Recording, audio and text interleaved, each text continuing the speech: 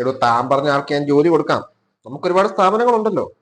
ഇനി വരുന്നവൻ വെള്ളവടി, പാൻ മസാല, മറ്റ് ലഹരി പദാർത്ഥങ്ങൾ ഉപയോഗിക്കുന്നവനാണെങ്കിൽ അന്നേരം ഞാൻ അവനെ ചവിട്ടി പുറത്താക്കും. ആ, താൻ പറഞ്ഞ ആളാന്ന് തോന്നുന്നൊരു പയ്യൻ ഇങ്ങോട്ട് വരുന്നുണ്ട്. Good morning sir. മറ്റേ സാറ് പറഞ്ഞ ആള് തന്നെ ഞാൻ എവിടെയോ കണ്ടിട്ടുണ്ടല്ലോ. സാറിനെ ഞാൻ എവിടെയോ കണ്ടിട്ടുണ്ട്, പക്ഷെ എവിടെയാണെന്ന് അങ്ങോട്ട് കിട്ടുന്നില്ല. എനിക്ക് സെയിൽസ് വല്ല എക്സ്പീരിയൻസും ഉണ്ടോ?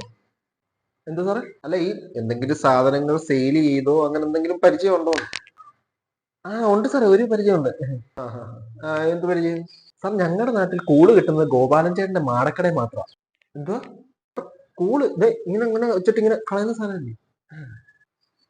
അപ്പൊ ഞാൻ കൂൺ അവിടെ പോയി 50 രൂപയ്ക്ക് മേടിക്കും, എന്നിട്ട് കൂട്ടുകാർക്ക് 80 രൂപയ്ക്ക് കൊടുക്കും. അങ്ങനെ ഒരു സെയിൽസിൽ ഒരു എക്സ്പീരിയൻസ് ഉണ്ട് സാർ.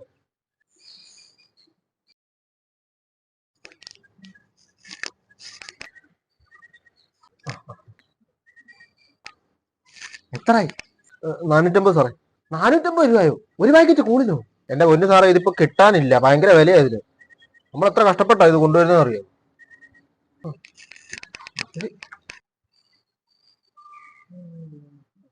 തന്നെ ഞാൻ അപ്പോയിന്റ് ചെയ്തിരിക്കുന്നു. പിന്നെ ഒരു കാര്യം, എല്ലാ മാസവും 450 രൂപ വെച്ച് പിടിക്കും. അതെന്തിനാണ് സാർ?